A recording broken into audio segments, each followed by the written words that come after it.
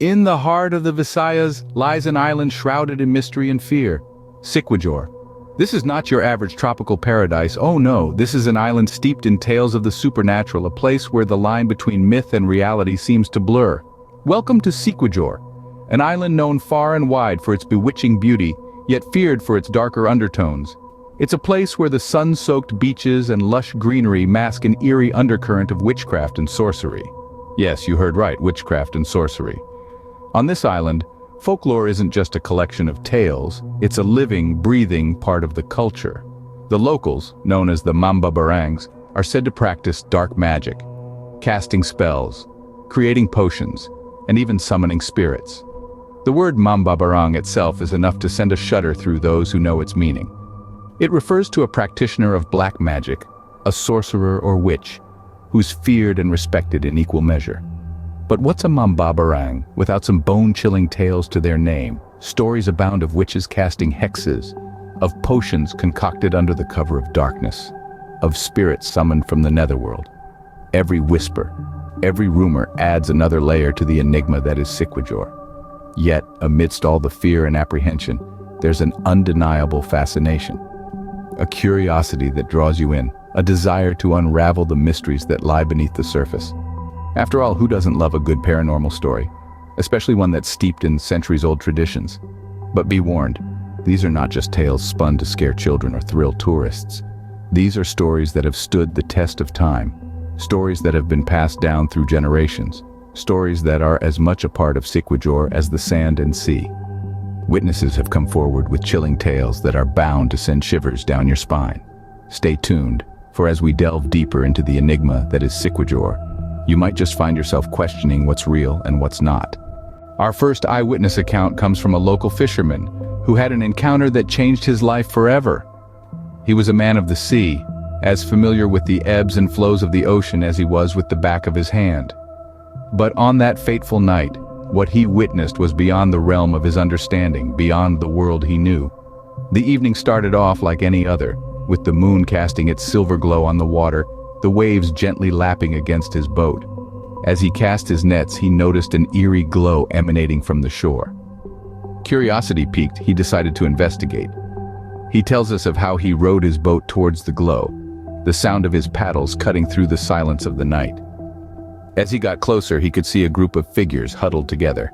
Their chanting filled the night air, a melodious yet chilling hymn that seemed to resonate with the rhythm of the island. The figures were women, their faces obscured by the shadows, their hands raised, as if to touch the moon itself. He watched in silent awe as he saw them perform rituals that seemed to dance on the edge of reality. They moved in unison, their voices rising and falling with the wind. He could see them casting spells, their hands moving in intricate patterns, painting pictures in the air with an otherworldly glow. Suddenly, with a collective chant that seemed to shake the very foundations of the earth, they summoned spirits. Spectral figures appeared, swirling around the witches, their ghostly forms dancing in the moonlight. The sight was mesmerizing and terrifying, a spectacle that was both beautiful and chilling.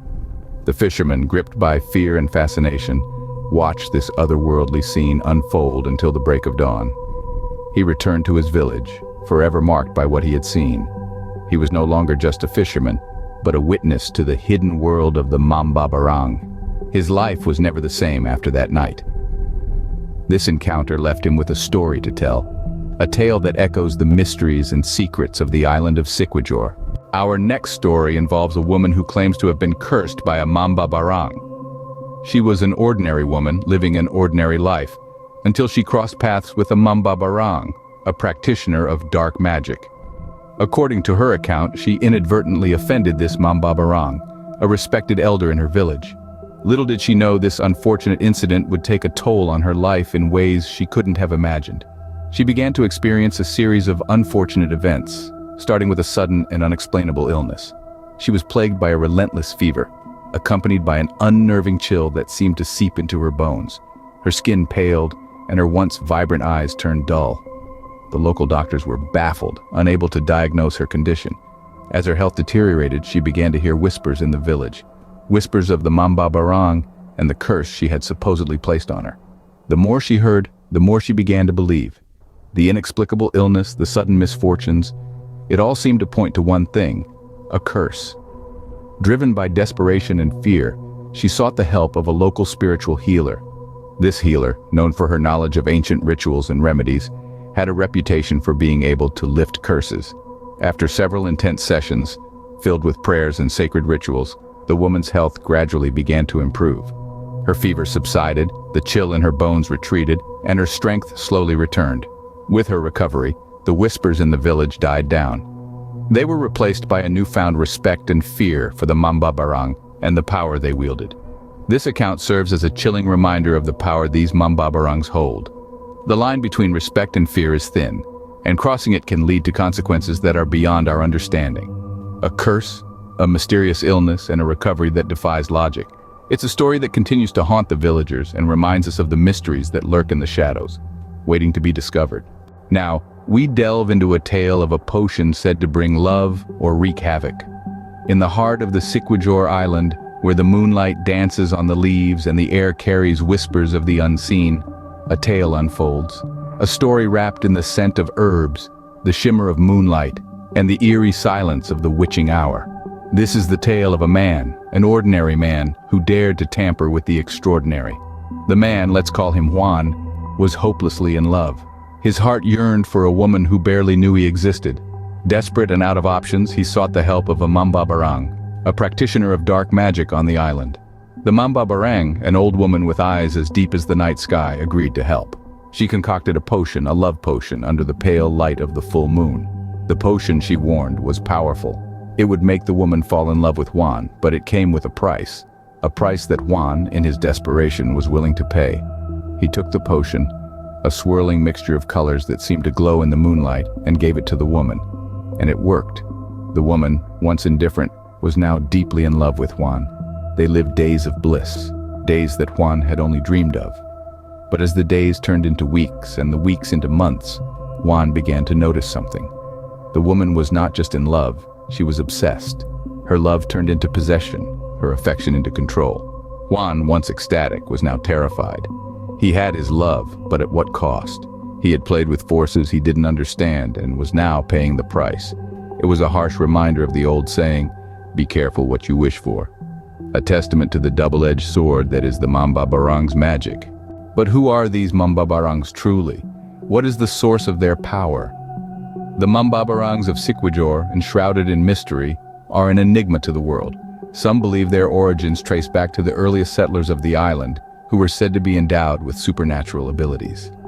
The mambabarangs, they say, are descendants of these settlers, born with the power to tap into the unseen, to commune with spirits, and to manipulate the very threads of reality. Others argue these abilities are not birthrights, but skills acquired through rigorous training and initiation. Tales circulate of remote caves and hidden groves where apprentices learn the dark arts under the tutelage of seasoned mambabarangs. They speak of grueling rituals and dangerous trials, all to earn the right to wield this fearsome power. Yet another theory suggests that the mambabarangs draw their power from the very land of Siquijor itself. The island is said to be a nexus of spiritual energy, a place where the veil between our world and the spirit world is thin. The mambabarangs, according to this belief, are merely conduits, channeling this energy to cast their spells and curses. And then there's the folklore. Whispers of ancient pacts with powerful spirits, of bloodlines cursed or blessed with dark magic, of secrets passed down through generations. Stories of witches who can control insects, summon spirits, and concoct potions that can heal or harm. These tales, steeped in fear and fascination, paint the mambabarangs as figures both revered and feared. So what is the truth behind the mambabarangs? Are they born or made? Are they merely conduits, or do they wield power in their own right? Do they truly commune with spirits, or is it all just elaborate trickery? Is it a curse, a blessing, or a skill? These questions swirl around the enigmatic mambabarangs of Siquijor, adding to their mystique. The answers, like the mambabarangs themselves, remain hidden in the shadows of the island's dense forests and in the depths of its ancient caves. The truth remains elusive. As we delve deeper, more questions arise than answers. Our journey through the island of Siquijor has led us through a maze of mystique and wonder, where tales of witchcraft and sorcery are as common as the sand on its shores. We've heard stories of encounters with the mambabarangs, the practitioners of dark magic, and the fear they instill in the hearts of the locals. We've learned about the curses said to be cast by these witches, curses that can alter lives and defy the natural order. We've explored the potions they create, a blend of herbs and incantations, believed to have the power to heal or harm. And yet, despite all we've uncovered, we find ourselves standing at the edge of an unresolved enigma. The mystery of the mambabarangs remains as elusive as the shadows they're said to summon. Why is it that these tales persist generation after generation? Why do the people of Siquijor continue to live in a state of respect and fear towards these practitioners of the occult? Is it merely superstition, passed down through the ages, or is there a deeper truth hidden within these stories? For every account of a curse, there is a potion said to heal. For every tale of a vengeful witch, there is a story of a mambabarang using their knowledge for good. It's a dichotomy that leaves us questioning whether these mambabarangs are simply practitioners of an ancient tradition, or if there's something far more sinister at play. The mambabarangs of Siquijor, these purveyors of the unknown, continue to captivate our curiosity and ignite our imagination. They stand as a testament to the island's rich history and culture, a reminder of the power of belief and the thin line that separates fear from reverence. Are they simply practitioners of an ancient tradition, or something far more sinister?